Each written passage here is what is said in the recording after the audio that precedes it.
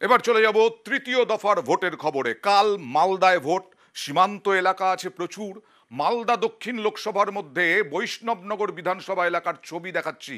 ভারত বাংলাদেশ সীমান্ত হওয়ায় বুথগুলিতে বিশেষ নিরাপত্তা ব্যবস্থা, বিএসএফ এর টহলদারি জারি, 1 কিলোমিটার অন্তর অন্তর নাকা চেকিং চলছে। আমাদের প্রতিনিধির প্রতিবেদন। দক্ষিণ মালদা লোকসভা কেন্দ্রের বৈষ্ণবনগর বিধানসভা অঞ্চল, আর এই অঞ্চল গোটা এলাকায় ভারত বাংলাদেশ বর্ডার এলাকার মধ্যেই পড়ে। সেই কারণে মোহাম্মদপুর, চরি অনন্তপুর সহ বেশ কয়েকটি অঞ্চল তাকে বিশেষ নিরাপত্তা ব্যবস্থায় মুড়ে ফেলা হয়েছে। বর্ডার সিকিউরিটি ফোর্স, পাশাপাশি কেন্দ্রীয় বাহিনীর একাধিক বাহিনী সেখানে থাকবে, পাশাপাশি থাকবে রাজ্য পুলিশের একাধিক বাহিনী।